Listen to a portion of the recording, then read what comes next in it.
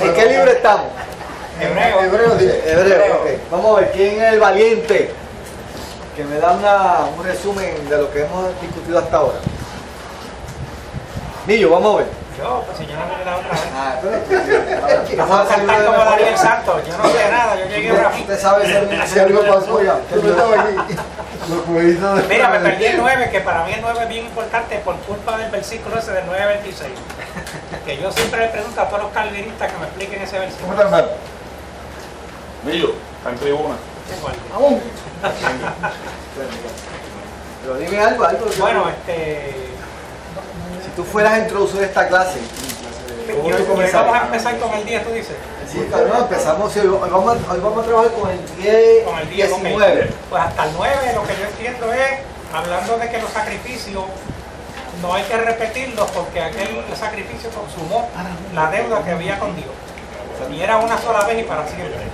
Ok, o sea, el autor de este libro se propone demostrar la superioridad de Cristo y todo lo que se relaciona con Cristo superior a todo lo que, a toda la ley, viejo pacto, sacerdocio, todo. Y él va demostrando, él va utilizando argumento tras argumento para llegar entonces a una conclusión, ¿verdad? Y él presenta 7 argumentos. 7 argumentos desde el principio del libro hasta donde hemos llegado. 7 argumentos. Y él me menciona esos argumentos por orden por orden. El primero, ¿cuál fue? Primero, Jesucristo superior ¿a quién? A los profetas. Superior a los profetas, ¿verdad? Dios habiendo hablado muchas veces, de muchas maneras a nuestros padres por los profetas, en estos postreros días nos ha hablado a través de quién? Del Hijo. Entonces nos comienza a hablar de lo que es el Hijo, ¿verdad? Superior a todos los profetas. Uno, ese fue el primer argumento. El segundo argumento que lo utiliza, ¿cuál es? Superior a los ángeles. A ninguno de los ángeles le había dicho, mi hijo eres tú, ¿verdad? Yo te he engendrado hoy, ¿verdad? Segundo argumento, superior a los ángeles. Tercer argumento, Jesús superior, Cristo superior ¿a qué? A Moisés, ¿verdad? Moisés hizo una casa terrenal, ¿en dónde? En el desierto. Pero Jesús hizo una casa, ¿dónde? En el cielo, lo cual somos nosotros, ¿verdad? La casa, el superior. Cuarto argumento, presenta ¿qué? Un reposo, ¿verdad? Un reposo superior a lo que ¿qué? A lo que prometía ¿quién? Moisés. Moisés prometía reposo ¿dónde? En la tierra prometida. Jesús promete que un reposo ¿dónde? Donde quiera. Un reposo superior, ¿verdad? Donde el hombre descanse en él, ¿verdad? El hombre descansa. Él es nuestro reposo. Él es el que descansamos en él, ¿verdad? Fue el cuarto argumento. El quinto argumento, ¿cuál es? Jesús, sumo sacerdote. Es superior, el sacerdocio de Cristo es superior al sacerdocio ¿de quién? De Aarón, ¿verdad? Y lo demostró utilizando ¿quién? El argumento de ¿quién? De Melquisedec. Cuando Abraham le da los diezmos a Melquisedec, pues de ahí entonces él utiliza esa coyuntura para demostrar la superioridad del sacerdocio de Cristo según el orden de Melquisedec, que no tiene ni principio de día ni fin de días. ¿Ok? El sexto argumento que lo utiliza, ¿cuál es? El nuevo pacto. El nuevo pacto es superior al antiguo. ¿Por qué? Porque es permanente. ¿Cuál fue el argumento que lo utilizó? ¿Qué texto utilizó él? ¿Qué texto del Antiguo Testamento? Jeremías 31. ¿Se acuerda? Y yo voy a escribir que ese pacto va a ser superior porque va a estar establecido sobre mejores promesas. ¿Verdad? ¿Cuáles eran esas mejores promesas? Yo busqué ese Jeremías 31. Dice, yo voy a escribir que mi ley en la mente y en el corazón de ellos, ¿verdad? Eso está en el capítulo 9. No va a ser en 8 y tabla, 9, va a ser en ¿verdad? tabla. Ahora no es en tabla, ahora lo voy a escribir en el corazón y en la mente de ellos. La primera promesa superior. La segunda promesa superior, ¿cuál era? Conocimiento de Dios. ¿Ah? ¿Cómo? Conocimiento de Dios. Y van a tener, ya no tendrían necesidad de que alguien les enseñara. ¿Ah? No tendrían necesidad de que alguien, porque todos le conocerán. Todos le conocerán. ¿Por qué? Porque el Espíritu Santo iba a morar a través en ellos. Y el Espíritu Santo sería encargado de que de escribir esa ley en el corazón y en la mente de ellos. Iba a haber que un hambre de búsqueda, de relación, de conocimiento de Dios, ¿verdad? Por eso es que Pablo decía, todo lo tengo por estiércol y por pérdida, para ganar ¿qué? Por el amor, para ganar ¿qué? El conocimiento del amor de Cristo que excede todo, ¿verdad? Que excede todo conocimiento, ¿verdad? Eso es lo que decía Pablo. Ese es el sexto argumento. Y el séptimo y último argumento, ¿cuál es? ¿Cuál es el sexto y último argumento? La ofrenda. La ofrenda de Cristo es superior a la ofrenda de los machos cabríos. ¿Verdad? ¿Por qué? Eso fue lo que discutimos la semana pasada. ¿Por qué? Porque es una ofrenda permanente, o sea, ya no hay más ofrenda. Ahí se O sea, te dice, todo. ya no hay que repetirla. Va a ser permanente. Y si no se repite, ¿qué implica eso? ¿Qué implica que no hay que repetirla? Es perfecta. Y si es perfecta, ¿qué sucede? ¿Qué hace si es perfecta? ¿Cómo yo? No hay Que nos perdona. no El hay. perdón es de una vez definitivo, el perdón es definitivo, Borra para ¿verdad? siempre. Borra para siempre. Y eso conlleva una consecuencia, ¿cuál es? Limpia la conciencia de qué? Del hombre. Del pecado. Ya quita, porque el hombre ya ahora confía en una ofrenda que es permanente, No vuelve es hacia, vigente, no vuelve hacia atrás. hacia atrás, hacia el presente y hacia el futuro. Pero hay un proceso. Es una ofrenda que perdona los pecados pasados, perdona los presentes y perdona los pecados futuros. Claro. Hay O sea, un proceso. Que es el arrepentimiento. Esos 7 argumentos los utiliza el autor de los Hebreos, uno tras uno, para ir llegando a donde él quiere. ¿Verdad? La ofrenda de Cristo. El otro argumento, ya no habrá este tabernáculo. Porque él entró directamente al tabernáculo celestial. Ahora está sentado a la diestra del Padre. No habrá tabernáculo hecho de mano de hombre. Él es el No tabernáculo. hay más sacrificio. No hay más sacrificio. Él es el tabernáculo. Mi hermano, que iba a decir algo. Yo quería preguntar, ¿quién escribió Hebreo? No se sabe. No se sabe. No hay autor. ¿Verdad? No hay autor. Un sabio de Dios. ¿Verdad? Un hombre de Espíritu Dios. Santo, el Un Espíritu sabio Santo. Ahora, de Dios. ¿qué cosa importante podemos decir de ese hombre? O de esa mujer. Que no hemos mencionado. Inspirado por Dios. Fue inspirado por Dios. Eso es lo importante. ¿Pero qué lo inspiró? El Espíritu Santo. Ajá. ¿Y por qué lo inspiró el Espíritu Santo? Es la palabra de Dios. Arreglar tu himno. Ah, Arreglar tu himno. Hay un pero propósito. no le escribió para nosotros, le escribió a un grupo. ¿Qué pasaba con ese grupo? Algo de Dios. Que no aceptaba. Estaba comenzando a ¿qué? A considerar claudicar de la fe. ¿Por qué? Hay muchos problemas. Porque había mucha persecución. Persecución económica, persecución social, persecución política, De los de ellos económica, mismos, de los mismos social, judíos, de los mismos persecución religiosa. No reconocían al Hijo de Dios. ¿Sabes? Todo el mundo está en contra Todo el de mundo ellos. estaba contra de ellos, ¿verdad? Entonces, ese hombre lo mueve el Espíritu Santo a sensibilizarse hacia esa situación, porque él pudo haber dicho, bueno, yo soy cristiano, y el que venga atrás que arrea. A Dios que reparta el suyo. No hizo eso, ¿verdad? No se cruzó de brazos, dijo, no, yo voy a actuar, voy a escribir un documento, y es un documento que cogió mucho tiempo, ¿sabes? Esto no se escribió en una noche. Ese orden que él establece, y esas referencias que él utiliza del Antiguo Testamento, Denota conocimiento profundo en términos de lo que era la religión ¿sabes? judía. Eso tomó tiempo, ese Sí. estudio, ¿qué cojo? ¿De dónde me voy a agarrar? Oiga, ese tema del reposo de Dios, esos versículos de los ángeles del Antiguo Testamento, se metió en la ley, era un hombre conocedor de la ley, sabía los libros de la ley. El historiador. Los salmistas, él coge, Historiador también. él rebusca, ¿verdad? O sea, que le tomó mucho tiempo hacer esto. Mucho tiempo. Eso nos enseña que cuando nosotros queremos hacer algo para Dios, oiga, nos va a coger mucho esfuerzo. Pero va a tomar tiempo. Pero vale la pena. Vale la pena. Vale la pena hacer las cosas para Dios. Fíjense que eso se escribió hace muchos años atrás. Sin embargo, ahora le estamos sacando ¿qué? un provecho tremendo este libro, ¿verdad? Porque este libro es importante. Y lo vamos a ver ahora en esta noche, el valor de este libro. Pero ya discutimos esos 7 argumentos. Eso grábeselo en la mente. Grábese en la mente esos 7 argumentos. Son importantes porque todo eso sucedió en la cruz. Todos esos 7 argumentos se cumplieron en la cruz. ¿Ok? Vamos entonces a Hebreos capítulo 10, versículo 19. ¿Hay alguna pregunta hasta ahí? ¿Alguna duda que usted tenga que quiera que nosotros aclaremos? ¿Estamos claros? Este libro es fundamental para nuestra fe, ¿sabe? Este libro es muy importante para nosotros. ¿Ok?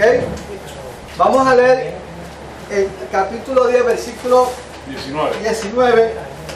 Vamos a leer el 19 hasta el 21. Aquí que lo lea. No lo leo. Loud and clear. Así que, hermanos, teniendo libertad para entrar en el lugar santísimo por la sangre de Jesucristo, por el camino nuevo y vivo que Él nos abrió a través del velo, esto es de su carne, y teniendo un gran sacerdote sobre la casa de Dios. Ok. Aquí arranca la segunda parte del libro.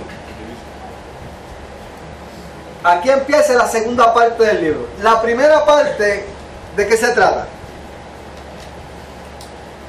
Si le podríamos poner un nombre a la primera parte, ¿qué nombre le podríamos poner? Establecer la superioridad de Cristo sobre él. La primera parte es la parte dogmática. La parte dogmática es la primera parte.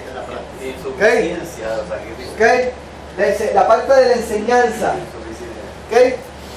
Pero ahora viene la parte, la segunda parte, que es la parte práctica, la parte de la aplicación. Casi todas las epístolas del Nuevo Testamento tienen esas dos partes. La parte dogmática, como por ejemplo el libro de Romanos, tiene 11 capítulos de la parte dogmática. El libro de Romanos, los primeros 11 capítulos son de la parte dogmática. Del 12 en adelante es la parte práctica. El libro de los Efesios, los primeros 3 capítulos es la parte dogmática. Del 4 en adelante es que la parte práctica del libro. Y así sucesivamente. Usted va a seguir Tesalonicenses, la que discutimos hace poco, ¿se acuerdan? Hay una parte dogmática y una parte práctica. Pues este libro también tiene esas dos partes. Y en el versículo 19 del capítulo 10 es que comienza la segunda parte. Es la parte donde ahora todo eso lo he enseñado. ¿Qué vamos a hacer ahora con eso? ¿Qué Él espera? ¿Qué Él espera? Porque la parte dogmática es la parte del conocimiento. Lo que tú debes saber. Ahora ese conocimiento tiene que moverte a ti a qué? A actuar. Tiene que traducirse en un comportamiento, en un cambio de conducta, en un cambio de vida, en un cambio de moverte, de pensar, de obrar, de hablar, de mirar, de caminar. O sea, esa es la parte práctica del Evangelio, ¿no? Primero viene el conocimiento es necesario, porque si tú no conoces, tú jamás ni nunca vas a responder a tu corazón, no va a responder a una palabra que tú no conoces. ¿Lo puedes aplicar? No la puedes aplicar porque no la conoces. Por eso es tan importante entender primero esto para entonces que responder a eso, responder a la palabra, la enseñanza, el conocimiento, ¿verdad? Por lo tanto, por eso es que pregunto, no hay dudas en lo que hemos leído hasta ahora. No hay duda. No. Ajá. Sí, cuando el 20 que dice y abrió otra vez velo. Ahora vamos allá. Esta parte de la dogmática, entonces. No, la parte que hablamos ya, la discutimos, la dogmática. Ahora, del 19 en adelante es que es práctica. Fíjate cómo él comienza la parte práctica. Fíjate cómo él comienza la parte práctica. Dice, así que, o sea, después de que yo he hablado he presentado esos 7 argumentos. Ahora es que lo que viene lo bueno. O sea, por consiguiente, o por lo tanto, ¿verdad? Por lo tanto, después de haber hablado de todo eso, por lo tanto, él va a exponer dos fundamentos o dos razones. ¿Cuál es la primera? Si fuéramos a resumir el versículo 19 y 20, que es la primera, y la segunda está en el versículo 21. Él va a presentar dos razones. Que no va a haber más ofrenda por consiguiente, La libertad.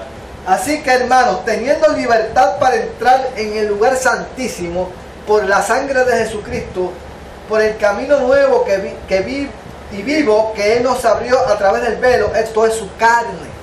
¿Cuál es la primera razón que Él presenta?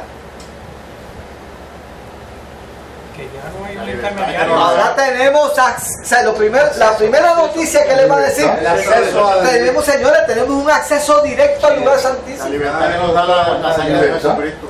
Antes no lo había. ¿Por qué no lo había antes? ¿Qué había que hacer para llegar al lugar santísimo? Sacrificio a través del Eso sacerdote. de animal. Nadie podía entrar al lugar santísimo. Solamente los Un hombre común y una mujer común no podían entrar al lugar santísimo. ya están predestinados. Solamente un hombre, una vez al año podía entrar al lugar santísimo. No sin antes que pasar por una serie de ¿qué? De ritos y ceremonias. Había que es un laboratorio, un sacrificio, un montón de cosas. O sea, eso indicaba que nadie podía, no había acceso. De hecho, había un velo que separaba el lugar santísimo del lugar santo. Pero entonces no había ni libertad. No había libertad. No había libertad. No había libertad. No había libertad. Había una interrupción. Hay libertad cuando yo cuenta con Dios quiera. Ahora, Hay libertad. por eso es que es tan importante este libro. ¿Por qué? Porque yo te predico el evangelio a ti. Yo digo, la sangre de Jesucristo te limpia de tu pecado. Y tú dices, y tú lo crees, y eres nueva criatura y comienzas a caminar un camino que de transformación, de vida. Pero probablemente tú nunca vas a llegar a valorar lo que tú tienes en tu mano hasta que alguien te diga, oye, lo que tú tienes, lo que tú posees es de grande valor. Porque antes Y no lo entiendes, no entiendes el valor de lo que tienes, ¿entiendes? Porque no reconoces lo que te dieron, No lo puedo apreciar. no lo puedes apreciar. ¿Ah? Y eso pues es así, eso pasa, ¿entiendes? Este libro te explica el valor que tiene tu salvación, o el valor que tiene tu beneficio que adquiriste a través de la salvación. Lo que no tenían en aquel tiempo. Exacto, pero eso lo entendemos ahora. Pero nosotros como creyentes no sabíamos esto si no es que este libro te lo explica. sobre todo Porque el libro entonces- nos da la noción del valor que tiene el sacrificio que hizo Jesucristo en la cruz. Fíjate que para el judío era bien difícil entender eso. No solamente eso, tampoco en el sacrificio que hacían los sacerdotes de aquel tiempo, el pecado seguía porque no había perdón de pecado. Exacto. Para el judío era bien difícil entender lo que este hombre le está tratando de decir. Que tienen acceso directamente al lugar santísimo. Oiga, Dios los mata. eso ellos no lo pueden creer. Porque toda su vida dependían de qué? De un sistema de ritos y ceremonias Un intermediario. para que alguien pudiese interceder por ellos. Y no eran aceptados tampoco. Era bien difícil, de hecho, porque No eran aceptados en toda la historia siempre siempre Dios había expresado que había que una separación Por el pecado. por el pecado. Pero ahora Cristo, dice aquí, así que hermanos, teniendo ahora la libertad para entrar al lugar santísimo por la sangre de Jesucristo, o sea, el sacrificio de Cristo en aquella cruz, que aquella cruz era que el escándalo. Dice que la cruz es escándalo para los judíos y locura para los griegos. Pues en esa cruz se abre el camino directamente a ¿dónde? Al lugar santísimo. Porque pues, por esa sangre Jesucristo abrió que un camino nuevo y vivo que Él nos abrió a través del velo. Esto es su carne. Ahora, en Cristo, cuando Cristo muere, ¿qué sucedió? Se agarró el velo del templo. Dice que uno de los milagros que sucedió cuando Cristo muere es que el velo del templo se rajó. Esa tela, esa cortina que había, se rajó. ¿Qué significa eso? Que ya se podía entrar. El velo de la separación. Fíjate que detrás del velo hacia el lugar santísimo representaba ¿qué? Lo celestial. Y del velo hacia atrás es lo terrenal.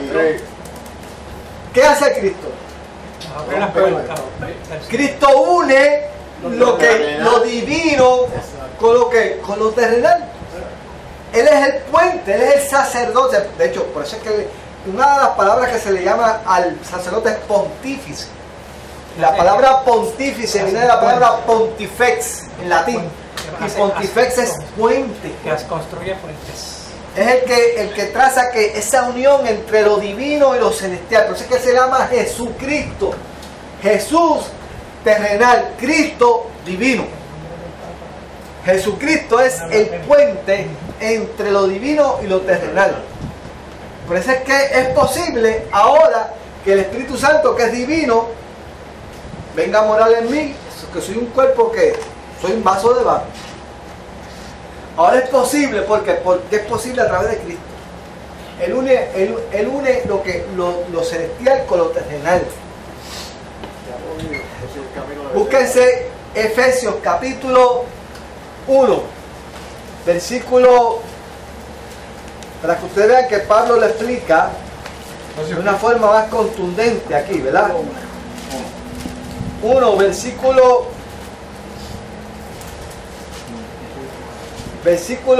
vamos a empezar desde el 7 en adelante.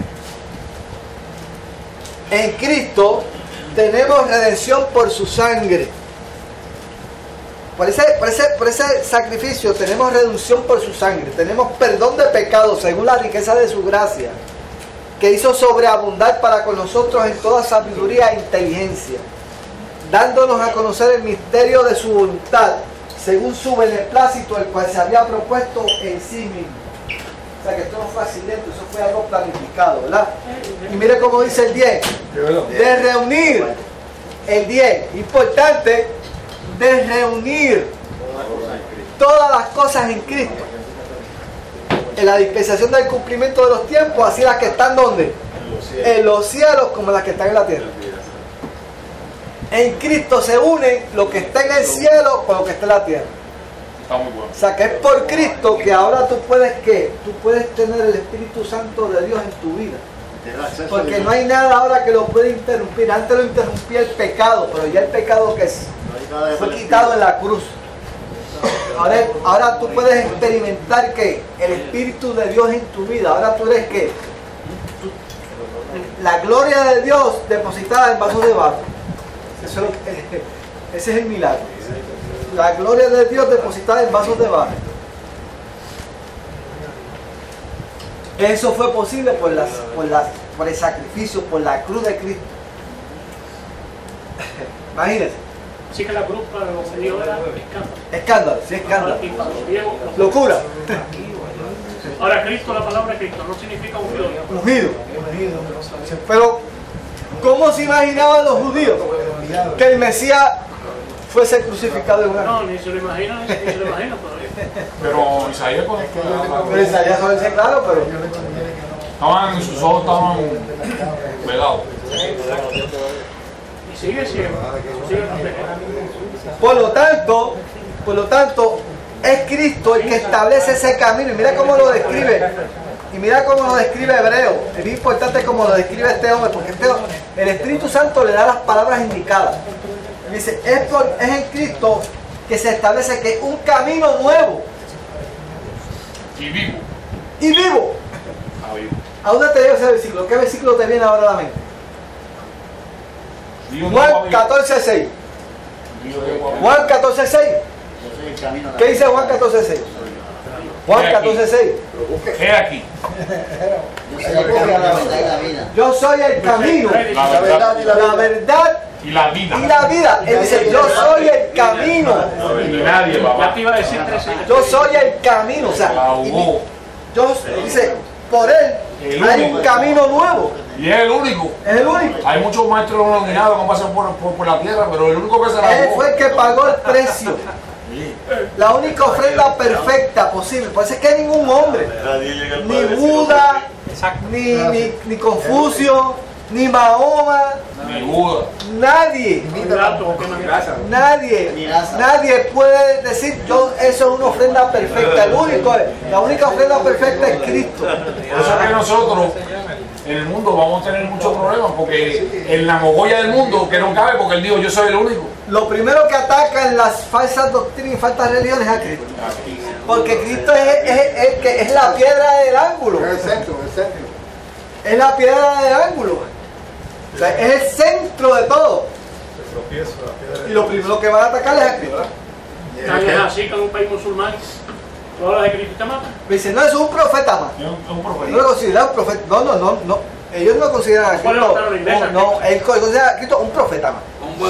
Pero un profeta bastante alto. Un profeta. Por debajo de Mahoma. Pero Por él no debajo es de Mahoma. profeta. Pero- Él es que Mira, es el hijo de Dios. Por Es detrás que los está judíos en la lejos. actualidad lo consideran un profeta. Exacto. Igual que los Exacto. Pero él no es un profeta, él es más que un profeta. Pero estamos mejor Él es que- él es el Pero mismo Mesías. judíos, los judíos no tienen eso. Él es el Cristo. ¿Verdad? ¿Verdad? Exacto. Hay que reconocerles eso. Reconocerle eso. Él es el camino nuevo. Un camino nuevo. Dice, pues yo soy, por eso es que dice, Tomás, ¿yo soy qué? Yo soy el camino. La verdad y la vida. La verdad, porque aquí lo dice, y la vida. Por eso es que dice aquí, un camino nuevo y vivo. Y nadie vino al Padre. Por eso dicen Un aquí, camino ¿a quién nuevo ire- y vivo. ¿A quién iremos si solamente tú tienes palabra de vida eterna? Sí. Y por su claro no contó y que es la verdad, se quedó callado, la verdad es para adelante. Mire, si Isaías 35, si vamos a hablar de ese camino, Primero, usted ya busca me llamaban los del camino. Isaías 35. Los del ¿Qué camino. versículo? Isaías 35, si vamos a escribir ese camino, mire cómo lo dice, cómo lo describe, como lo describe Isaías, capítulo 36, versículo 8. ¿Qué dice? Y habrá allí calzada el camino, Y será llamado. y será llamado camino de santidad. ¿De quién está hablando? Está hablando de Jesucristo. Está hablando de Jesucristo. Y habrá allí calzada y camino, y será llamado camino de santidad. No pasará inmundo por él. ¿Por qué? Porque el que pasa por ese camino ya está santificado. Fue santificado por la sangre de Jesús, del Cordero, ¿verdad? Y dice, sino que él mismo estará con ellos. Pues obviamente porque él es el camino, tiene que estar con ellos porque él es el camino, ¿verdad? Dice, y el que anduviera en ese camino, por torpe que sea. Te salvaste, Lázaro. Te salvaste, brother. Te salvaste, brother. ¿Estás seguro? Es imposible que te desvíes. No te puedes desviar. Mira, tiene baranda a cada lado. La flecha, No hay mira, forma de que te desvíes. las señales están claritas. Están claritas. Está cochadito, bien cochadito. Mira, dice ahí. ¿Te fijas? Dice, mira, pero escucha esto. Sí, dime el barco. No habrá allí león, ni fiera sobre. Todavía está hablando del camino. Todavía está hablando del camino. No habrá allí león, ni fiera subirá por él, ni se hallará. ¿Para qué? Para que caminen los redimidos. Y dice, y los redimidos de Jehová volverán y vendrán a Sión con alegría. Y gozo perpetuo será sobre sus cabezas. Tendrán gozo y alegría. Huirán la tristeza y el gemido. Es en ese camino. Todo eso le está dando del camino. Por eso yo no estoy triste. Del camino. Oye, el camino es Cristo. Mira, a ver. Del camino. Me tengo amargado. Por eso Entonces, ¿qué dice? Entonces, ¿qué causa? O sea, será por eso. fíjate que el Espíritu Santo de Dios, el Espíritu Santo de Dios, está hablando del camino desde el principio. Camino. Está hablando del camino del principio. A ver, ese es el camino nuevo que Dios trae. A los hay otros. A los primeros cristianos le llamaban los del camino. Sé que no soy doctor final. Eso Apúntame esa y te doy un aplauso. borra lo anterior. Dale rewind, dale rewind. Mira lo que dice Lázaro, muy importante. A los primeros cristianos le llamaron los del camino. Espérate, Borra todas Cambiarle la grasa de camino. Tiene batería nueva. Batería nueva. Tiene batería nueva. No, eso es así. Tiene batería nueva, lo que pasa. Estás oyendo lo que más. Le pusieron una dura Eso es así. Le llamaron los del camino. Por lo tanto, eso hay que considerarlo. Ese camino es nuevo y es vivo. Y Él nos abrió ese camino a través del velo. Esto es su carne. Fue a través de cuando se hacía un pacto en la antigüedad, ¿qué pasaba? Las dos partes que estaban una al lado de la otra y por el medio era que pasaba que el sacrificio, la sangre era derramada entre las dos partes. ¿Verdad que sí? Pues así mismo, ¿verdad? Cristo es el Cordero, es por su sangre que se lleva a cabo entonces que es ese logro de esa unidad. Fíjense que ese pacto es unilateral. Es un pacto unilateral. ¿Verdad? Ok. Tú tenías una pregunta. Sí, yo tenía esta pregunta cuando dice en el 20, en el versículo 20 de 10, Hebreos 10, versículo 20. Ajá, pero no se está claro la todavía. No, porque si tiene que ver, es algo adicional. Ah, ok. Porque cuando hacemos en la comunión, ¿verdad? Que comemos en la carne es de Cristo, ¿verdad? Si tiene que alguna relación con eso. Sí. No, porque no. Esto es básicamente lo que se logró en la cruz del Calvario.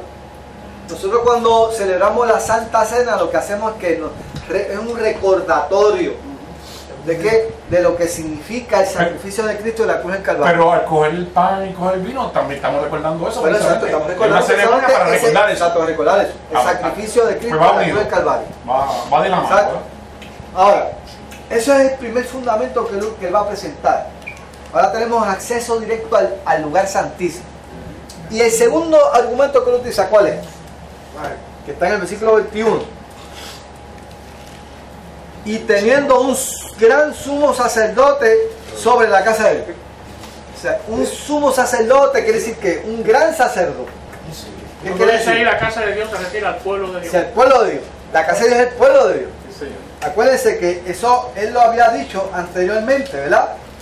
Cuando estábamos hablando ahí cuando estaba comparando a Moisés, ¿verdad? En el capítulo 5. ¿Se acuerdan del capítulo 5, verdad? Él decía que ahora había establecido un gran sumo sacerdote sobre la casa de Dios, ¿verdad? ¿Y esa casa era quién? Esa casa éramos nosotros, ¿verdad?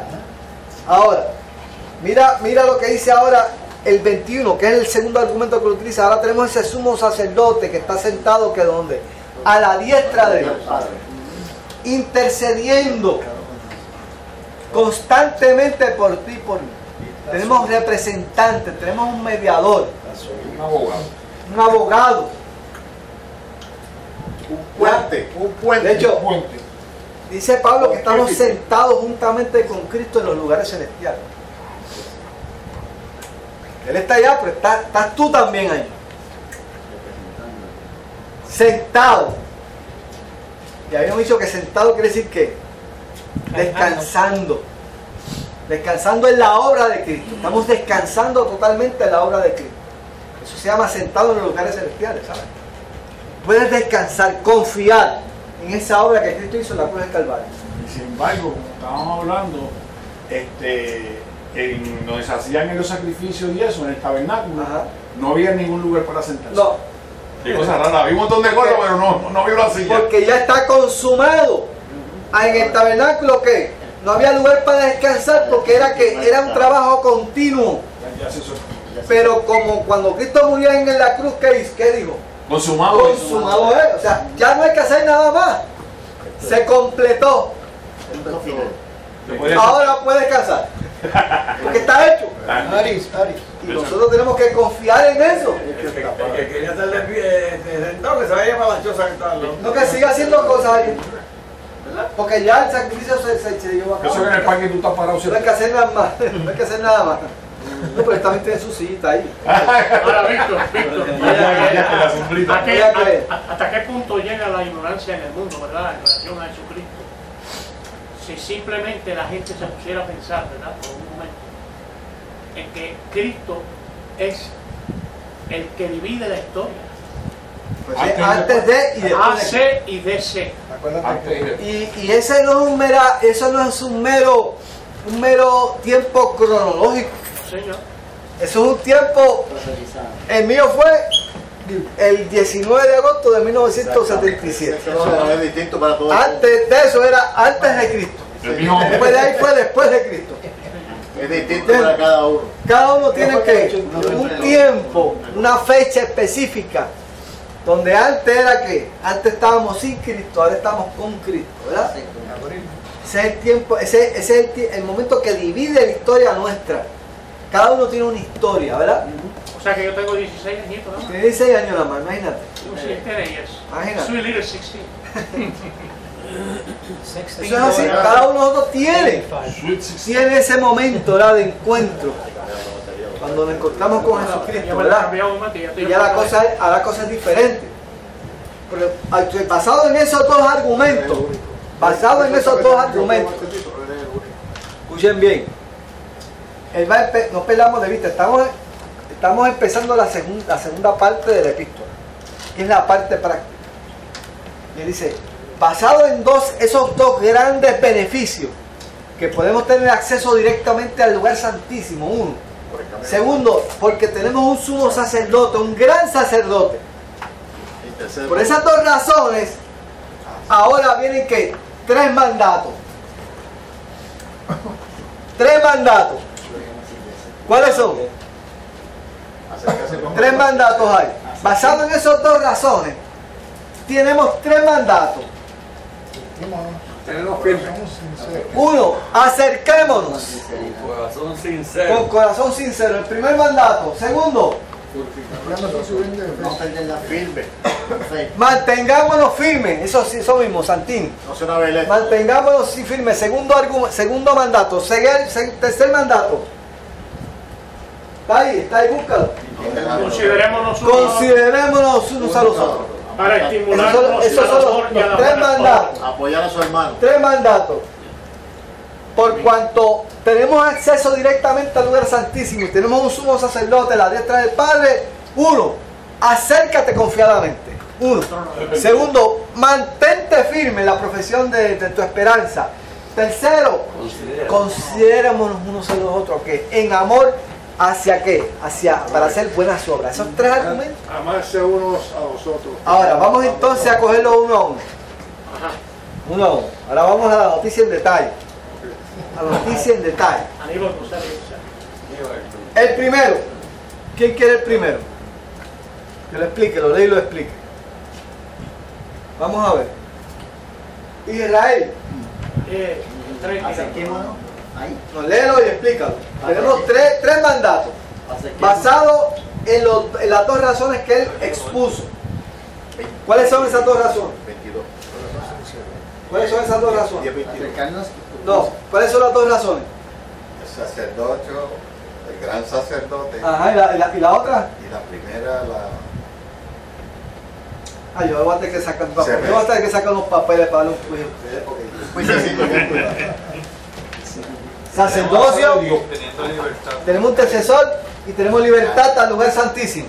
No perdamos de vista esas dos razones. Por esas 2 razones tenemos entonces tenemos que hacer ¿qué? Hay una invitación. Acerquémonos pues confiadamente. Ok, léelo. Acerquémonos con corazón sincero en plena certidumbre de fe, purificando los corazones de la mala conciencia y lavando los cuerpos con amor. Ok. ¿Cómo va a ser ese acercamiento? Tiene que haber, Hay 4 cosas ahí. tiene que haber una, cuando dice con agua, que no estamos dando mucha importancia, veo. Agua Tiene pura. que haber una Agua limpieza de toda la corazón sincero. conciencia. Ok. Vamos primero, hay 4 cosas. Hay 4 cosas. Plena sinceridad. ¿Cómo debe ser ese acercamiento? Corazón sincero y El primero, ¿cuál es? Corazón sincero. Fíjate que está hablando de la actitud, de cómo, esto es fundamental, cómo tú y yo nos vamos a acercar a Dios. ¿Cuál debe ser la actitud nuestra cuando nos vamos a acercar a Dios? ¿Qué es lo primero que tiene que haber? Sinceridad. Tiene que haber un corazón sincero. ¿Por qué? Y pensamos que si es hipocresía, Dios lo va a saber. ¿Verdad? Humildad. O sea, el corazón tiene que ser sincero. O sea, tiene que haber que una intención de que tú te estás acercando a Dios. O sea, que dice Romano, perdóname, Hebreo 11, 5, dice que el que se acerca a Dios crea que le hay y es que es galardonador de los que le buscan. O sea, ese corazón tiene que estar convencido de eso. O sea, yo me voy a acercar a Dios convencido de que Dios existe y que Dios se interesa en mí. Que se interesa en mi persona. En agradecimiento por su trabajo de gracia. Exacto. Y que Él sabe quién soy yo tal y como soy. Él conoce mi defecto aunque no se los diga. ¿Entiendes? Exacto. Él quiere que se lo demuestre. Pues esa vestida debe estar en mí, en mi acercamiento hacia Dios. Con humildad. Con humildad, no puede allí con altanería, con arrogancia, y que yo creo que tengo el cabo a Dios mojado. Corazón sincero. Fíjate que eso me pertenece a mí, esa es responsabilidad mía. ¿Cómo me voy a acercar a Dios? Con corazón sincero, auténtico, genuino. Eso es lo más importante. Que una vez yo sé que me voy a acercar a un Dios vivo y yo soy como soy, me voy a acercar a Él, que es lo segundo que tiene que haber. Plena certidumbre de fe. O sea, ¿fe de qué? De que Él existe, La seguridad de que Él es real. de que Él es un Dios que tiene promesas para mí y que las va a cumplir, y que Él va a aceptar que mi acercamiento, Confianza de quien ha creído. que Él me va a recibir, Tiene que tener fe en Cristo primero. que sus brazos están abiertos y extendidos para que para escucharme, para ayudarme. Sin fe es imposible. Por lo tanto, tiene que haber esas 2 condiciones. Son mi responsabilidad. Acercarme a Dios que con corazón sincero y con plena certidumbre de fe. Esas 2 son, de esas 4 que estamos hablando, esas primeras 2 son mi responsabilidad. Entonces hay sinónimo de seguridad, ¿verdad? Seguridad, seguro. Sinónimo de seguridad, pues. De que Él está ahí, Es la que me quiere certeza de lo que decir. se espera. Estamos esperando en Él. No, la fe, ¿no? Que venga por nosotros. Ahora, las últimas 2. ¿Cuál es la primera? Purificado los corazones de mala Purificado conciencia. corazones de mala conciencia. ¿Y la otra cuál es? Lavado los cuerpos, lavado los cuerpos. Lavados por cuerpo. Hay cuerpo, que ir limpiecito. Ok, ¿eso será mi responsabilidad? Manche sin aturo. Sí. ¿Cómo que? No. No. No, por eso no había nadie. Sin manche sin Esas 2 son responsabilidad mía. Ahí me perdí. Ahí estoy perdido como un niño en la casa. Eso ya lo hizo Cristo en la cruz del Calvario. Ah, bueno. Por eso es que tú te puedes acercar a Él. Ya. Porque tu corazón está limpio de qué? De mala conciencia. Volví a la protesta. Eso ya lo hizo Cristo en la cruz. Por eso es que me puedo acercar a Él. Por eso es que la plena certidumbre de fe de qué? De saber que mi corazón ya ha sido purificado de mala conciencia. Sí, señor. Pero es por haber creído en Cristo. Pues seguro, por creído que en el sacrificio de Cristo, que qué? A ver qué te va a llevar. Que es el que me puede, porque ya mi conciencia está limpia. O sea, tengo que, ya llené los requisitos para poder estar delante de Dios. Esa es la primera. Tienes el ticket de Tengo entrada, eso es lo que me permite. Ya una vez aceptamos a Jesucristo, ya llenamos todos esos Sí, llenamos los requisitos. La segunda, lavados que dice ahí. ¿Cuál es la cuarta? Lavados los cuerpos. Lavados los cuerpos con agua pura. Fíjate que estos dos rituales tenían que ser que llevados a cabo por el sumo sacerdote antes de entrar al lugar santísimo. Tenía que derramar sangre de un cordero y tenía que rociar esa sangre sobre qué? sobre sí mismo y tener que lavarse y cambiarse las vestiduras para poder entrar al lugar santísimo. Eso ya lo hizo Cristo por nosotros. Está molido, todo eso está molido. ¿Visto eso tener alguna relación con el bautismo? Que el cuerpo se muere completamente, se resucita nueva vida. Y algunos relacionan también con esto de el cuerpo limpio, es que tenemos que ser llenos del Espíritu Santo, que es que nos va a limpiar a nosotros. Ya Cristo lo hizo en la cruz del Calvario, tú tienes el Espíritu Santo dentro de ti. O sea, tú no tienes que hacer nada para poder entrar. Ese es el problema, que a veces dices, tú no estás lleno del Espíritu Santo, tú no puedes ir delante de Dios. ¿No crees que es por obra? Es por obra, ya la obra se hizo, el sacrificio es perfecto, señores. El sacrificio es perfecto, por lo tanto, acerquémonos pues confiadamente al trono de la gracia para alcanzar ¿qué? Misericordia y gracia para el oportuno socorro.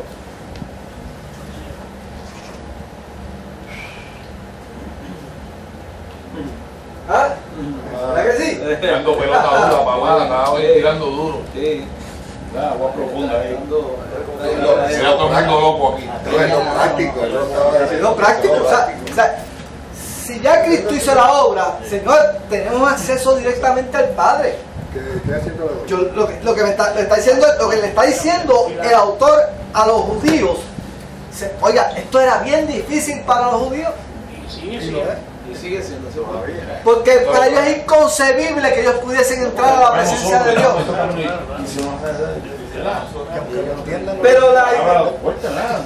Pero es que este libro tiene tanto valor. Ese libro tiene tanto valor porque le enseña a los judíos de que ya ellos pueden entrar al lugar santísimo, porque para ellos era bien difícil entenderlo.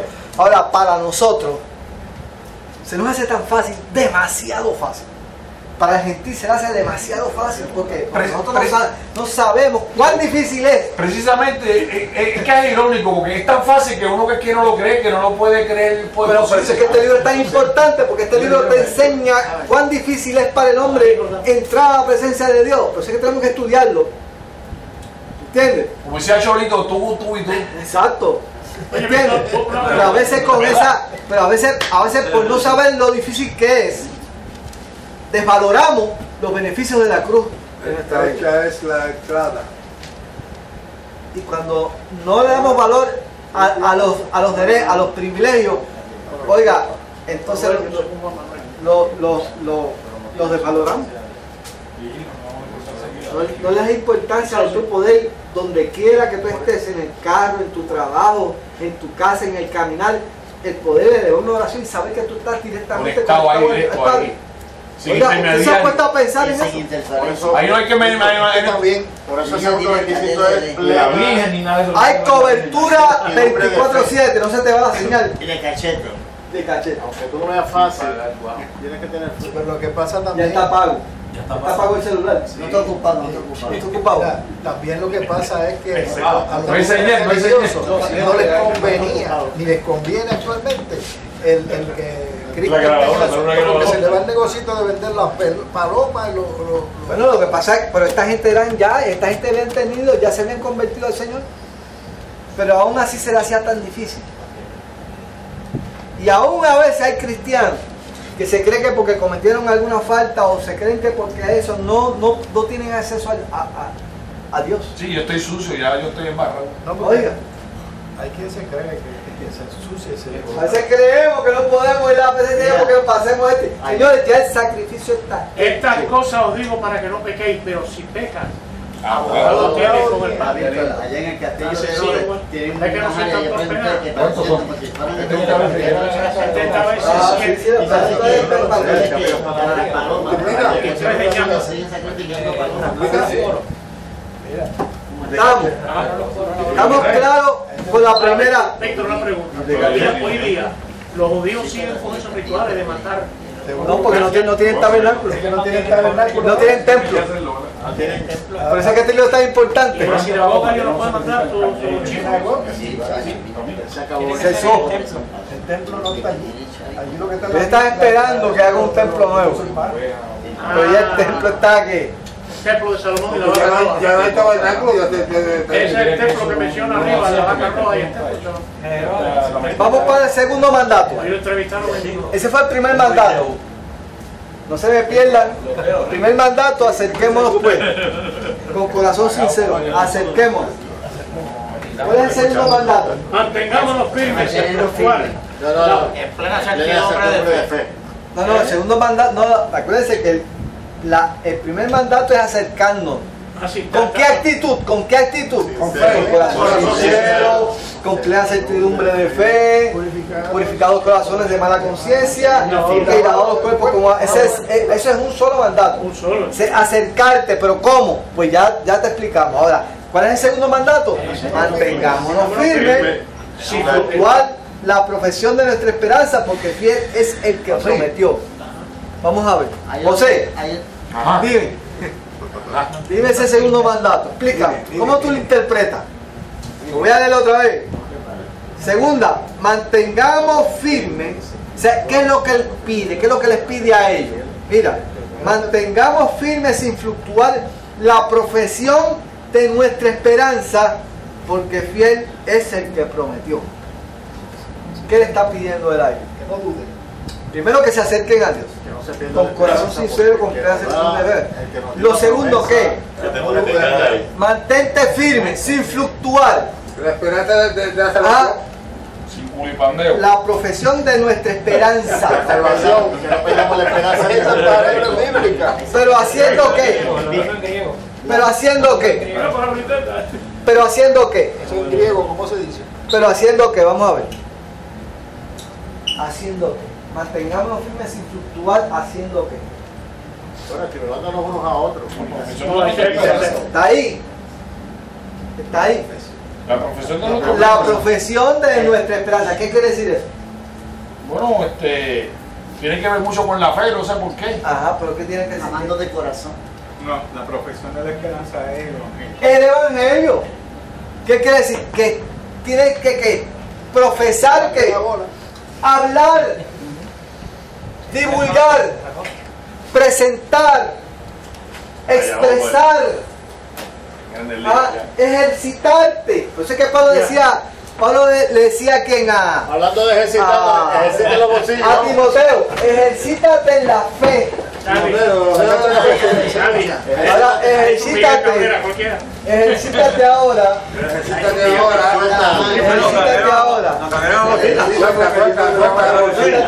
A la alacrán. Cuidado que te pica, cuidado. Que sí, gracias.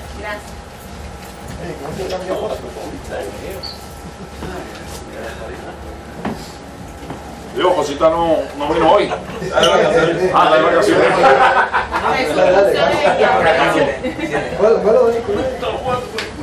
Voy a enviar sus emisarios.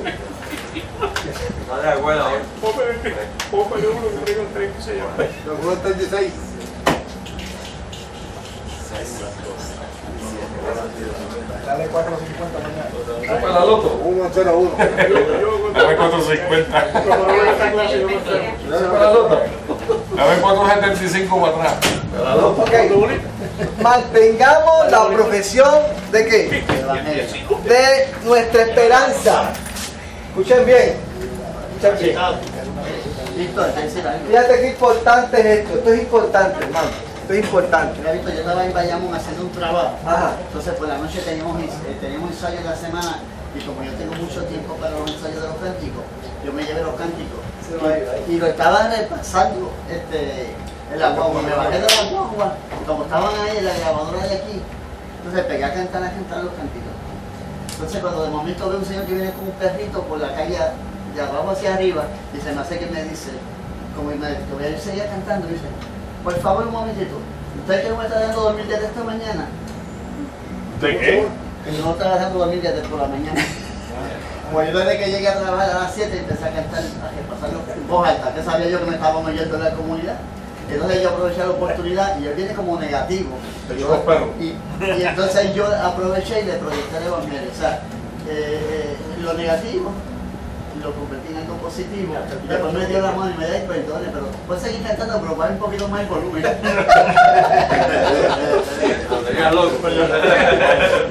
Hay muchas formas de profesar nuestra esperanza. Y no era fácil hacerlo en ese tiempo, ¿sabes? No es tan fácil como ahora. Ahora, Pablo le dice a Timoteo que ejercítate en la fe, predica la palabra en el tiempo y fuera de tiempo. O sea, ¿qué es lo que está diciendo ahí? Sin miedo. En todo momento. El mantenerte ejercitando, verbalizando el evangelio con tu boca a los demás, ¿qué hace? Activar. Eso te mantiene firme. El hablarle a otros te da firmeza en el carácter, te da firmeza en la fe. No te desvías, no te desvías. Exacto. Mira, y a los nenes hay que enseñarles, porque yo siempre que entro al mesón, donde quiera, yo siempre estoy cantando. Y la nave dice, abuelo, cállate ya la gente está mirando. Yo siempre estoy cantando y pego en la mesa, lo que viene de la comida, ya cantar, ya que pasa, ya. Pero los nenes como son medio tan tímidos, abuelo, te estás mirando, cállate ya. Mantengámonos firmes sin fluctuar la profesión de nuestra esperanza, sabiendo que es fiel el que prometió. Eso es todo. O sea, lo que te está pidiendo es que te mantengas firme hablando del Señor, que no flaquees, que no cierres la boca. El salmista dice, en medio de la congregación, ¿yo qué? Yo te alabo. Pero es que esos salmos eran cánticos. Esos salmos eran cánticos. Yo constantemente cantaba, bendice alma mía Jehová y no olvide ninguno de sus beneficios. Él es que ¿quién? Él es que perdona tus iniquidades, que serán todas tus dolencias, oye, que rescata de luego tu vida, el que te corona de favores y misericordia en todo tiempo. O sea, esos eran cánticos que sean repetitivos unos a otros. ¿Por qué? Porque eso daba firmeza. O sea, cuando tú cantas y cantas mensajes de Dios, eso te da que firmeza. Lo cantas, lo hablas. Claro, que me critiquen. Exacto, no importa. Pues eso es lo segundo que dice. Acércate a Dios primero y después mantente predicando la palabra. Olvídate. Así decía Vale de la palabra. Ok, ¿cuál es el tercer mandato entonces? Fíjate que, ¿cuál es el tercer mandato? Considerémonos unos a otros para estimularnos al amor y a las buenas obras. Sí. No dejando de congregarnos. Sí.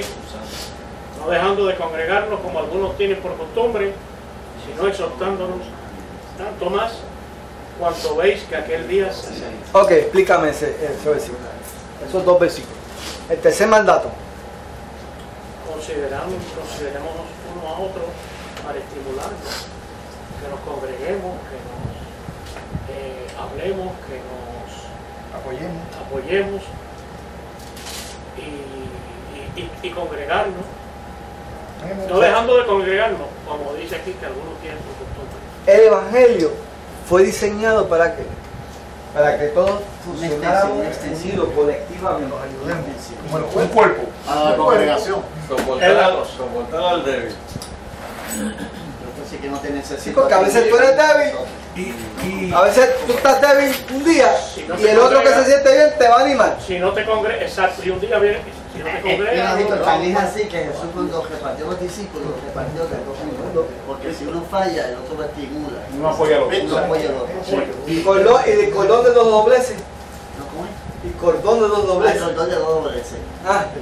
Que el enemigo eso es lo que busca, separarnos, hacernos sentir embarrados, hacernos sentir culpables.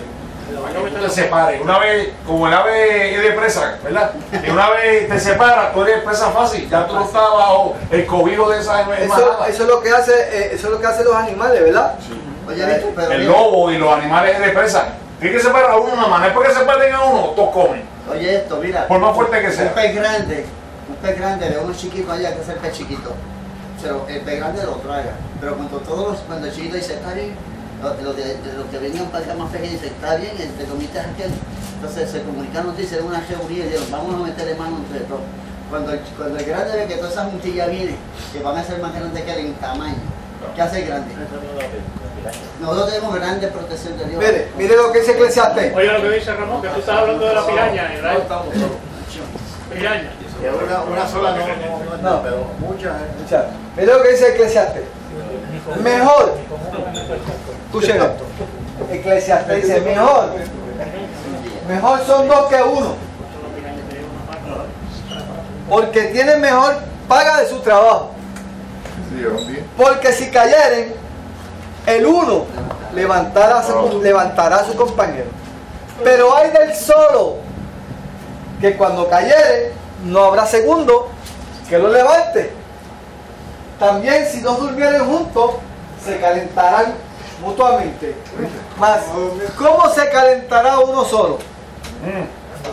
Y si alguno prevaleciere contra uno, dos le resistirán. Y cordón de 3 dobleces no se rompe pronto. Todos los versículos enfatizan mucho en la congregación. Eso es que es importante, hermano. Tenemos que estar unidos, considerando, estimularnos unos a otros a buenas obras. Ajá. Es que mira, el 23 dice: mantengamos firmes sin fluctuar la profesión de nuestra, que es compartir el evangelio. Es correcto. Y si tú no te congregas con otras personas, tú no te vas a predicar tú mismo, porque entonces no tiene ningún efecto. Exacto. Víctor, a lo mejor de ahí el Señor dice: donde haya dos o más, no dice uno, donde haya dos o más, allí yo estaré, ¿verdad? Sí. O sea, que todo es un cuerpo, todo es grupo, todo es banal. Aquí no se funciona solo. No. Mira, el mismo Jesucristo pudo haberlo hecho solo. Y él se buscó a 12, no se buscó a 2 de 3, se buscó a 12. Y él puede haberlo hecho solo, él era Dios.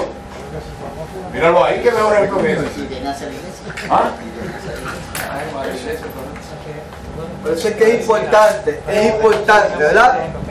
Es importante, hermano, que nos congreguemos, ¿verdad? Que nos congreguemos y nos estimulemos unos a otros.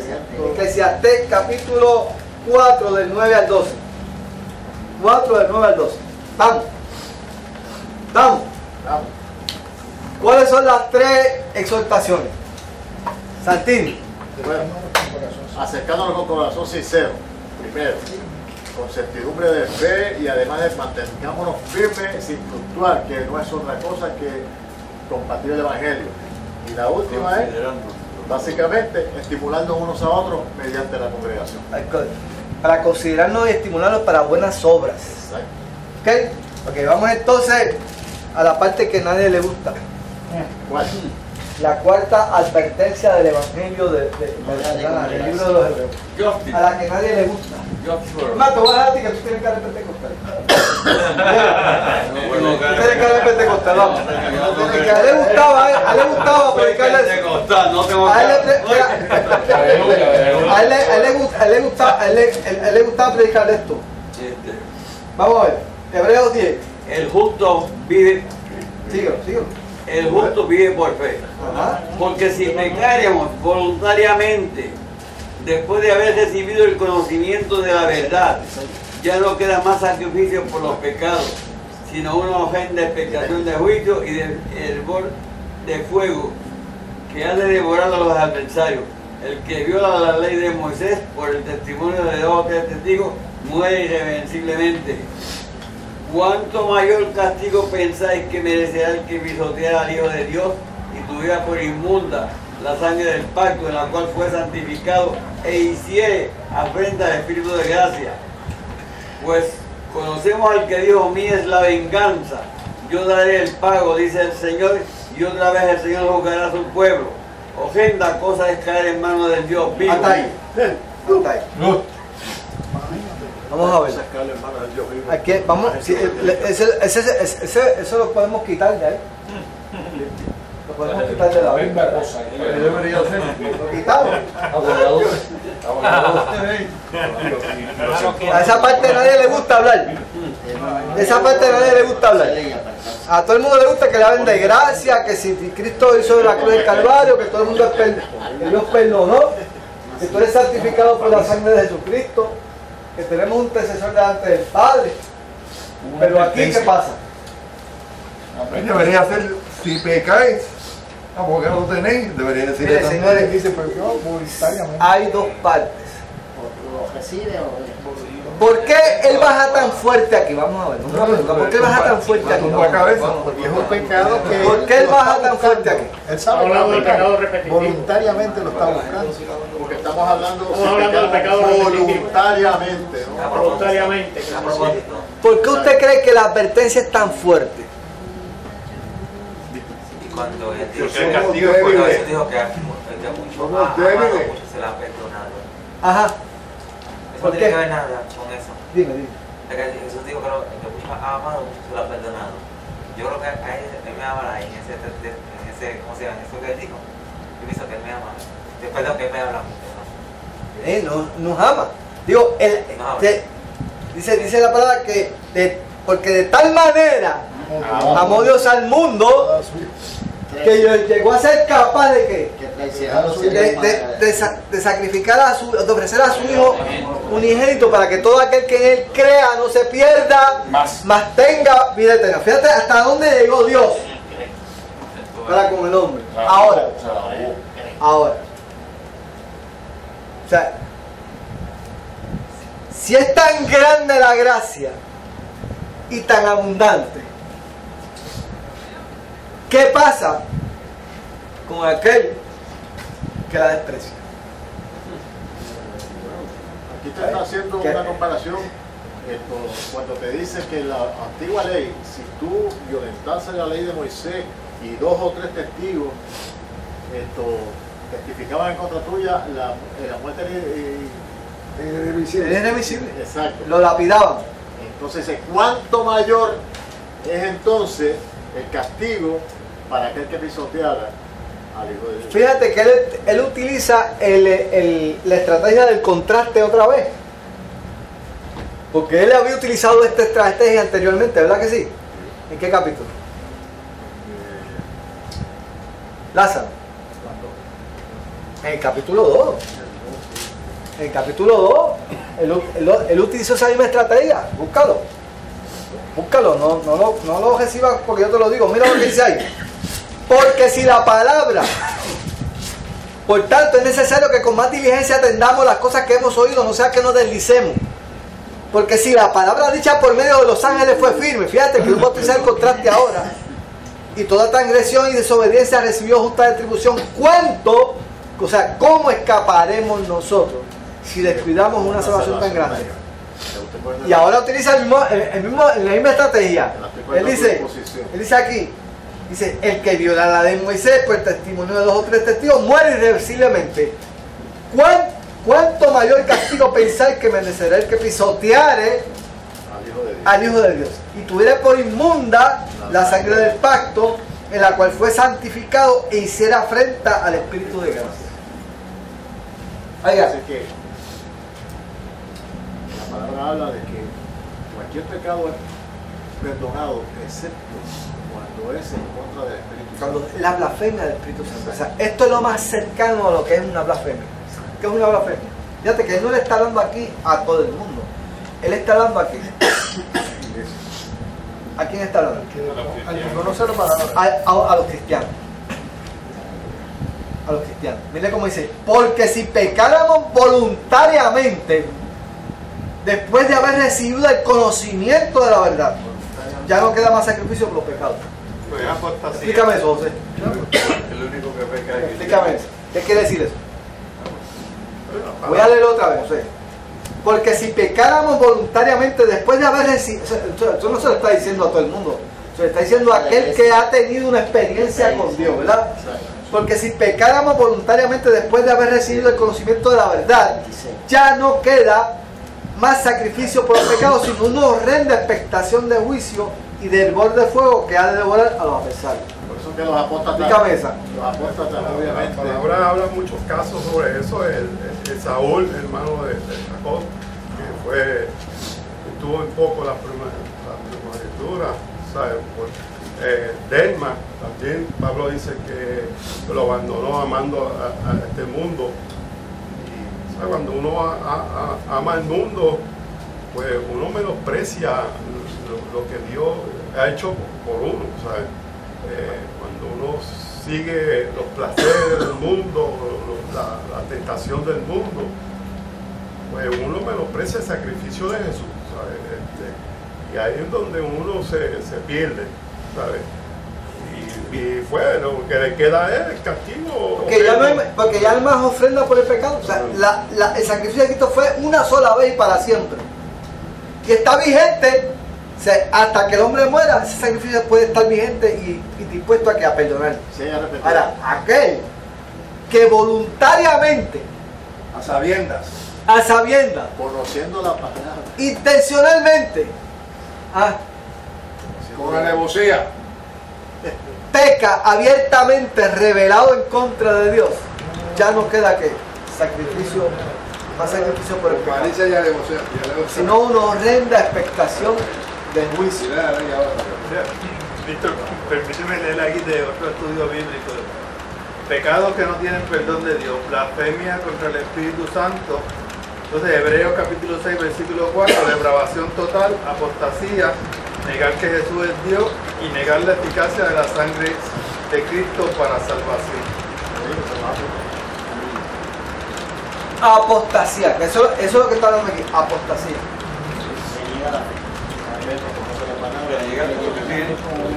Volverse atrás. Es mejor no conocerla. Tengo Pablo aquí. Yo estaba pensando. Yo estaba pensando hace un momento. Tengo aquí, estoy aquí.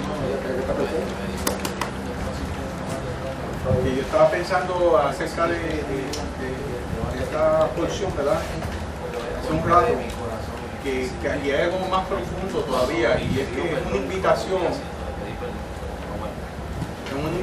al crecimiento y a la madurez espiritual. Es una invitación bien clara al crecimiento y a la madurez espiritual, porque Dios no quiere que seamos niños, sino que ya estemos sólidos, ejercitando y sólidos, comiendo verdura espiritual, creciendo en el espíritu. Y si lo analizamos bien y entramos un poquito más en profundidad, vamos a darnos cuenta que está ahí, bien claro. Es una invitación al crecimiento espiritual, a la madurez. Sí. Estas cosas no se pueden esconder y sacar de la Biblia. Están ahí, son una realidad. O sea, y pretender negar esto sería pecado. es amenaza, y está ahí. Es advertencia. Y hay que hablarlo. Ajá. Mateo también habló en su evangelio para la comunidad de los judíos. Y cuando nosotros empezamos a cerrar la lectura del evangelio para los capítulos 24 y 25, él empieza a hablar del trigo y de la cizaña. Y entonces él, hablando del trigo y de la cizaña, él dice que se parecen. El trigo y la cizaña se parecen. Entonces, para nosotros eso debe de ser una lección.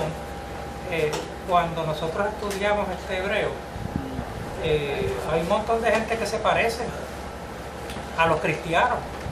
Nos parece que son cristianos. Hacen los movimientos de los cristianos. Dicen las palabras de los cristianos. Pero son cizañas. Pero fíjate, aún así la cizaña. Entonces, para eso es que está escrito eso. No es para nosotros que hemos conocido y somos. No, obviamente, pero aún así, fíjate, la cizaña puede ser que, aunque esté con nosotros, puede ser que nunca haya tenido una experiencia con Dios. Precisamente. Está ahí. Y la cizaña no es a la que se está hablando aquí.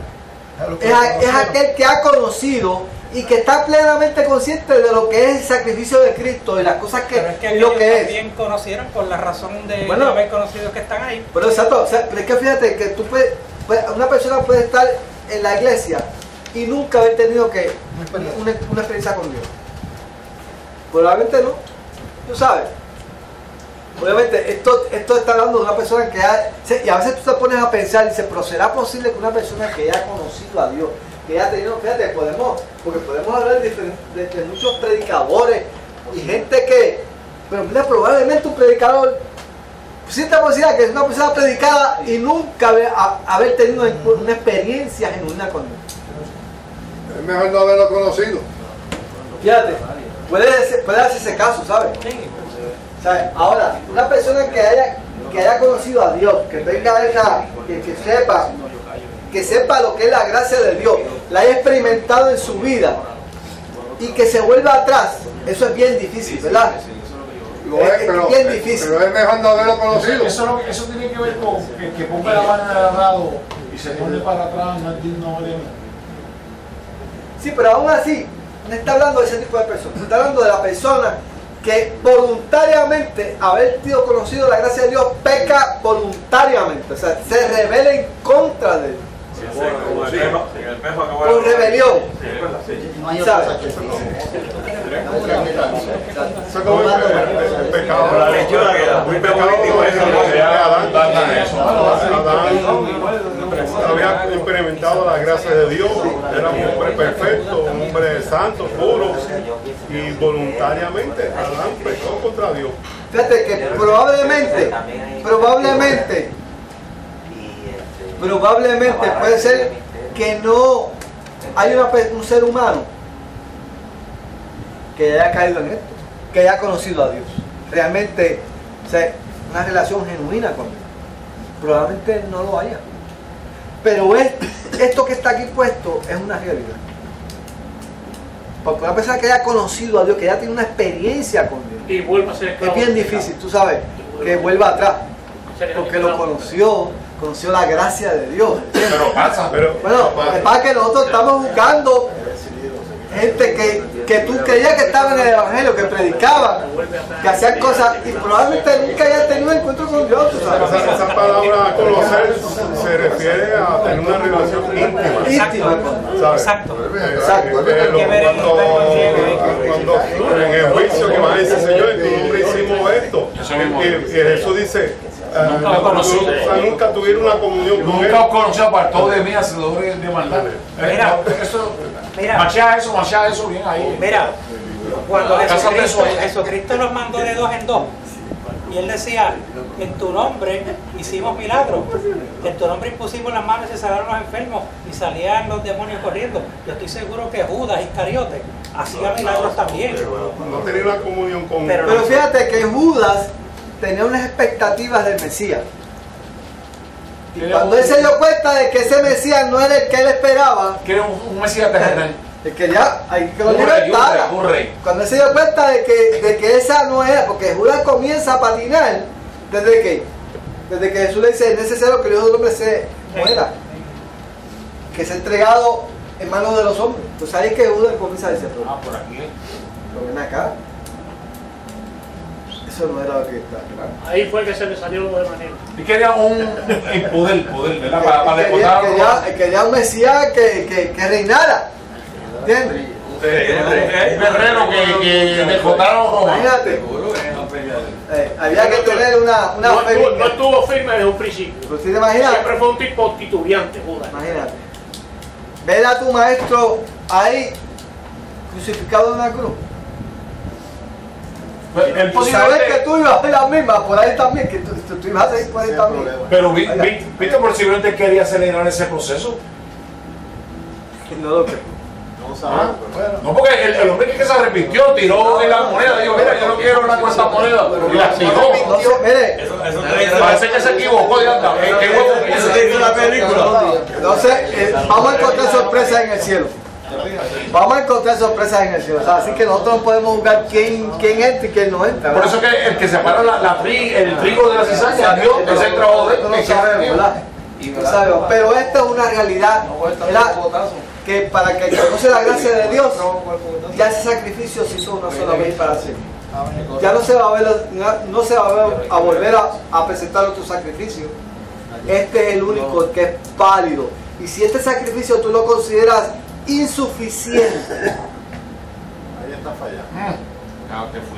o lo desvalorizas, eso es lo que hay un segundo Jesucristo. No. Hay un segundo Jesucristo, no hace un Jesucristo.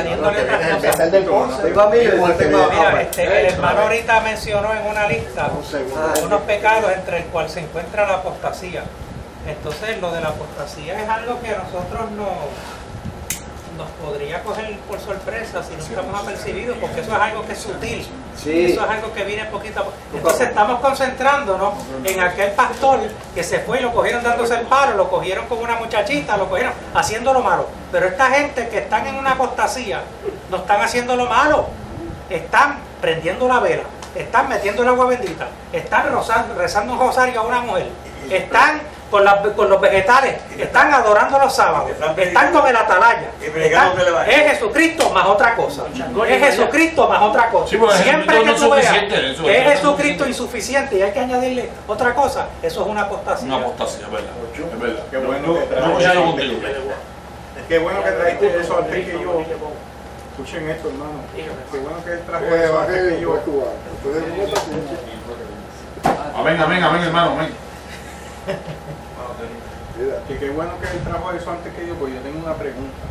La pregunta es si es inmunda el sacrificio de la sangre, el que la toma, y basado a la primera expresión que está en el versículo 26, y que si voluntariamente pecamos.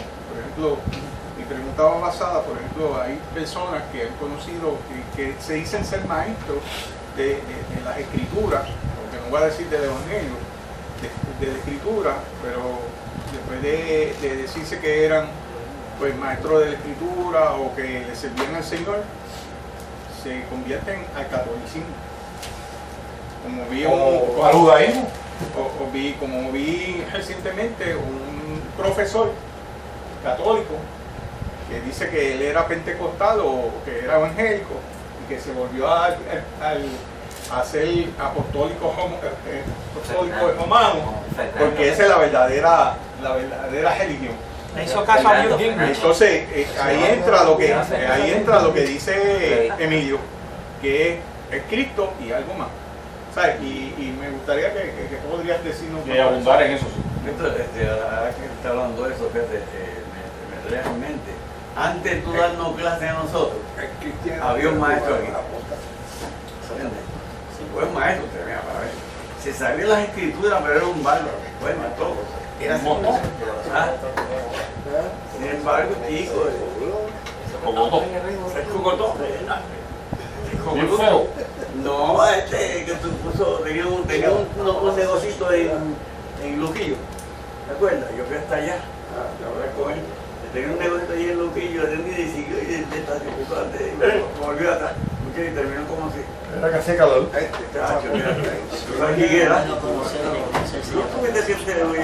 Cristo y algo más. Que vino aquí tuvo casi un año más. Víctor, ¿puedes amarrar todo esto? Para llegar a... Ajá, mi hermano. ¿Sabes que en el Salmo 119 creo que dice, una parte dada dice, buenos son tus juicios, ¿verdad? Entonces, no tiene que ver nada eso con las rectas de juicio que hay de devorar a los pesados, no tiene que ver nada.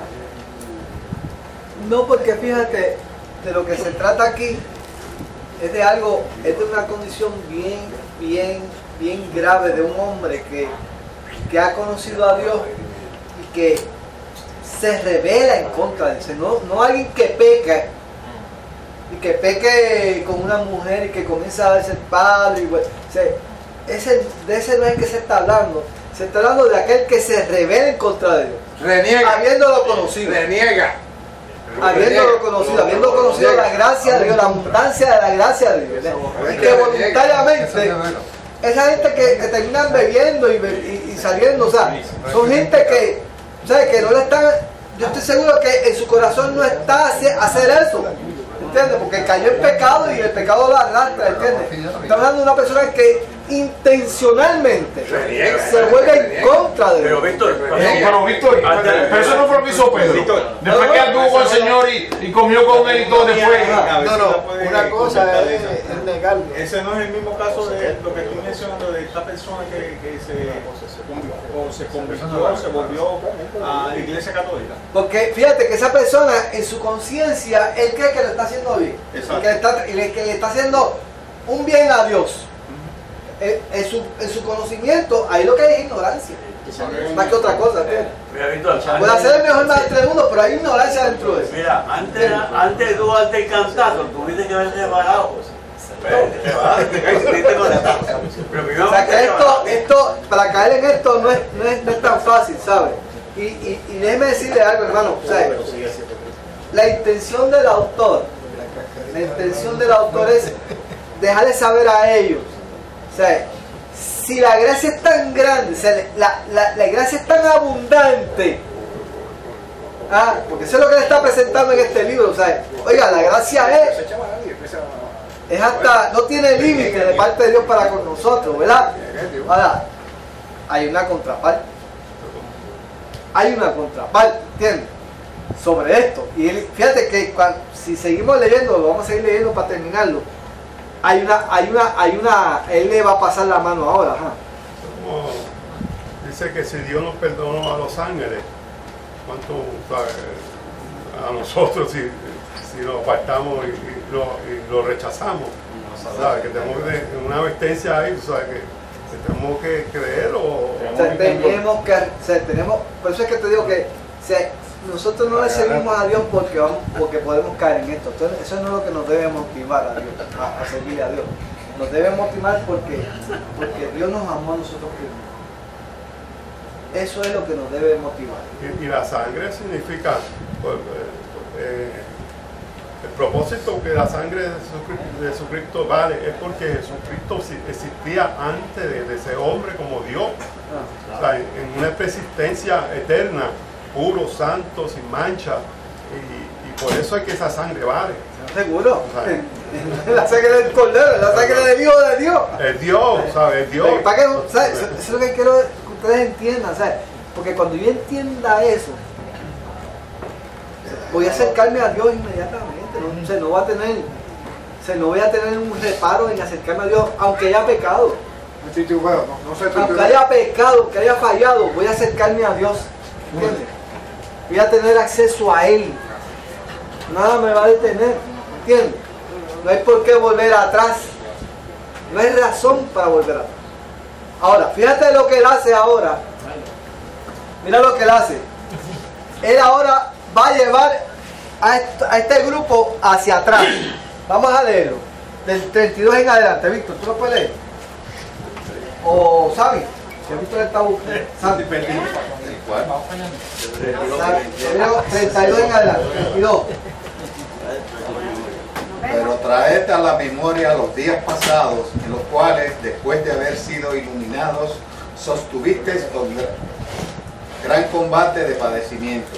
Por una parte, ciertamente con vituperios y tribulaciones fuisteis hechos espectáculo, y por otra llegasteis a ser compañeros de los que estaban en una situación semejante, porque de los presos también os compadecisteis, y el despojo de vuestros bienes fuisteis con gozo, sabiendo que tenéis en vosotros una mejor y perdurable herencia en los cielos. Ok.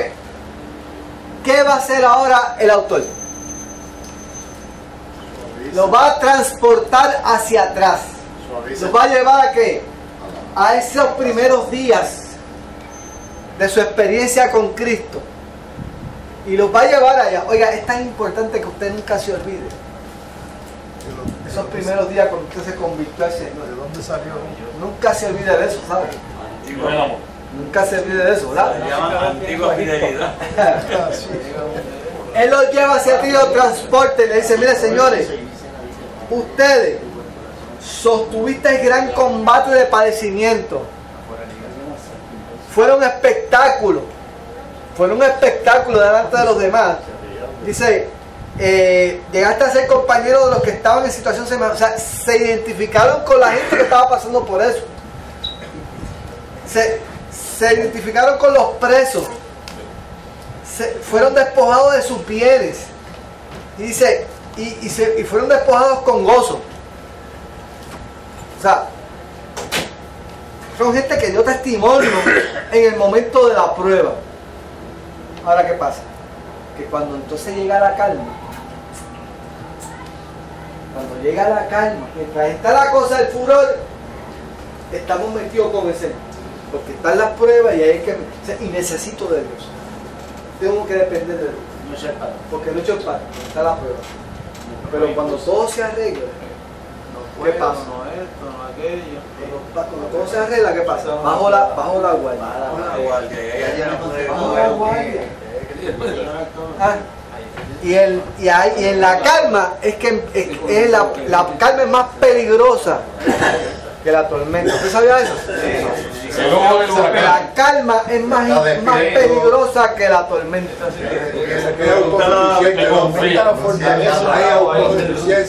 Porque ahí es que tú vas a la guardia. Mira la entonces como ya no necesitas de Dios, dice, no, ahora todo está bien, ahora estamos bien. Entonces Dios sigue estando Dios ahí, pero está por allá.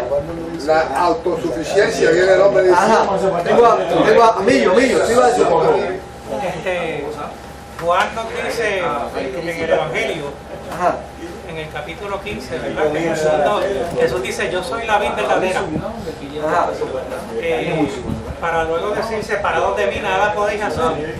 O sea, nosotros tenemos que estar injertados en la vid, en el tronco, para poder dar el fruto. Y todo pájaro que no dé fruto, ¿qué? Será cortado y echado al fuego.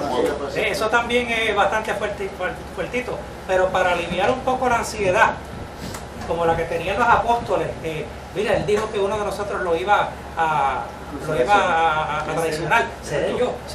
¿Quién será? Pues mira, para evitar la ansiedad de si estamos o no estamos en el bote con él, pues recordamos lo del pámpano injertado en la vid verdadera, recordando lo que dijeron ya las Escrituras: por sus frutos los conoceréis. Porque si estamos injertados con Jesucristo, es imposible que demos frutos que están en el mundo. Correcto. Por lo tanto, o sea, yo tengo que estar dependiendo de Dios, haya tormenta o no haya tormenta. Todo tiempo, fuera de tiempo. Tengo que depender de Él, haya o no haya. 24/7. En las buenas y en las malas. 24/7. 24/7. Aquí no hay tregua. Se puede bajar la guardia. Yo tengo que mantenerme firme dependiendo de Dios en todo momento. Y fíjate entonces a lo que Él llega. A lo que Él llega. Vamos al 35. Al 35. No perdáis pues vuestra confianza, que tiene grande galardón, porque os es necesaria la paciencia para que, habiendo hecho la voluntad de Dios, obtengáis la promesa. Ok, no perdáis vuestra confianza, que tiene grande galardón. De hecho, la primera de Pedro capítulo 1, habla de algo parecido, ¿verdad? ¿Qué dice ahí? ¿Qué dice Pedro? Dice, en lo cual vosotros, primera de Pedro capítulo 1, versículo 6, en lo cual vosotros os alegréis, aunque ahora por un poco de tiempo, si es necesario, tengáis que ser afligidos en diversas pruebas, para que sometida a prueba vuestra fe, mucho más preciosa que el oro, el cual aunque perecedero se prueba con fuego, sea en alabanza, gloria y honra cuando sea manifestado Jesucristo. O sea, eso es lo mismo que está diciendo Hebreos aquí. Es lo mismo. Dice, no perdáis pues vuestra confianza, que tiene grande galardón. Grande galardón. Esa confianza, porque es necesaria la paciencia. Eso es lo que dice aquí también. Si buscas Romanos capítulo 5, búsquese Romanos capítulo 5, a ver qué dice por ahí. Romanos capítulo 5, ¿qué dice ahí?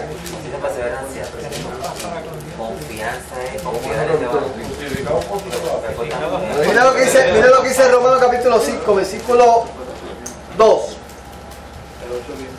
¿Qué dice ahí? Porque también tenemos justificados pues por la fe tenemos paz para con Dios por medio de nuestro Señor Jesucristo, por quien también tenemos entrada por la fe a esta gracia en la cual estamos firmes y nos gloriamos en la esperanza de la gloria de Dios. Y no solo esto, sino que también nos gloriamos en donde, en las tribulaciones, sabiendo que la tribulación produce paciencia, y la paciencia prueba, y la prueba esperanza, y la esperanza no vergüenza, porque el amor de Dios ha sido derramado en nuestros corazones por el Espíritu Santo que nos fue dado. Cristo en Hebreos 3:6 dice, los ricos como hijos sobre su casa, la cual casa somos nosotros, que debemos la confianza y nos gloriamos en la esperanza. Exacto. Eso es lo mismo. Eso es lo mismo, ¿verdad? Por lo tanto, no pierdas tu confianza que tiene grande galardón. Eso es lo más preciado que tú tienes. La fe que tú tienes en tu Dios. Eso es lo más importante que tú tienes. La confianza en Dios. No hay otra cosa más importante. Eso vale más que todos los chavos que tú puedas tener en el mundo. Gloria a Dios. ¿Sabes que el único cielo que van a disfrutar el impío, el que no conoce al Señor, es lo que se van a gozar aquí? Porque después que se mueran, no van a gozar más en su vida. Nosotros, esa es la recompensa que tenemos. ¿Sabes? Que vamos a disfrutar ese cielo eterno, esa tierra nueva y ese mundo perfecto donde Dios va a reinar. Pues. Esa es la esperanza bendita del creyente. Y eso es lo más preciado que tú tienes. Eso es lo más preciado que tú tienes. La fe que tú tienes en Dios es lo más importante que tú tienes. Es lo más importante que tú tienes.